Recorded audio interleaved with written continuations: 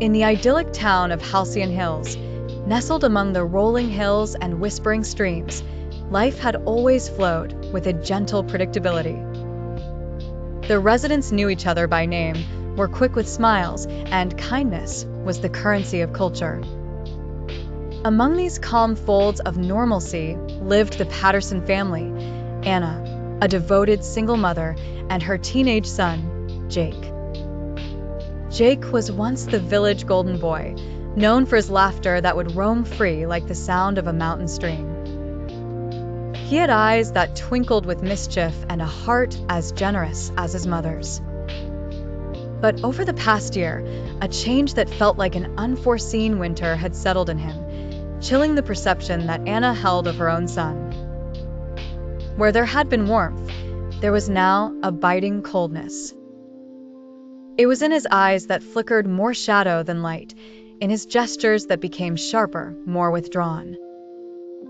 The way he spoke was the most startling of all, his words now laced with an edge Anna knew she hadn't heard under her roof, a dismissive tone that echoed an unsettling familiarity.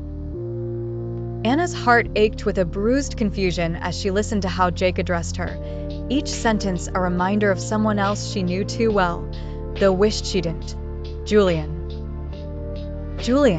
the charming man from the city who, with a razor-sharp wit and charisma like a flame, had inexplicably charmed Jake. Julian had entered their lives like a bright comet, dazzling in his intrusion, before revealing his true nature, a narcissist, whose attention was a commodity measured by how well you entertained his needs. At first, Anna had appreciated the apparent interest he took in Jake, the gifts, the thrilling stories, the mutual admiration. But admiration quickly turned to influence, an influence that Anna had tried in vain to shield Jake from. It happened subtly. Julian, with a knack for wielding words, began seeding thoughts in Jake's mind, weaving a narrative where empathy was weakness, where cruelty was a testament to strength. He would praise Jake for his sharpness when he rebuked his own friends, encourage his betrayal for the approval, and applauded his derogatory responses as signs of confidence. Anna noticed the shift, but each confrontation met resistance.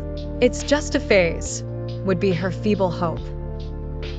But as the months trickled by, Jake adopted Julian's behaviors too readily, a shadow imitating its bearer. Anna would hear whispers in town about Jake's newfound arrogance, his lack of accountability, yet she'd shoulder the blame, hoping fervently the veneer would crack. In a desperate bid to reclaim the son she knew, Anna sought counsel, both spiritual and psychological. She talked to Jake, laid bare the dangers of idolizing those who wrapped their maliciousness in charm. It was a battle she fought on two fronts, against Jake's borrowed persona and against her own self-doubt. A climax finally came one evening when Jake's uncharacteristic cruelty shattered a family heirloom, a porcelain owl that had belonged to Anna's grandmother. It was the catalyst that broke the meticulous play Julian had scripted, revealing to Jake the cost of his borrowed conviction and tragedy. The cruelty wasn't his, but a mask so carefully molded by Julian's influence. Seeing the pain and the damage his words wrought, Jake's facade began to waver. In that moment, the emotional fog lifted for a brief, lucid clarity. Anna's honest tears and unguarded vulnerability proved more powerful than Julian's crafted illusions. In the months that followed, Jake worked hard to attune his heart back to the gentle melody that had once been his own. Anna stood by him relentlessly, a rock in the storm, patient as he unraveled the emotional mess that had been spun before him.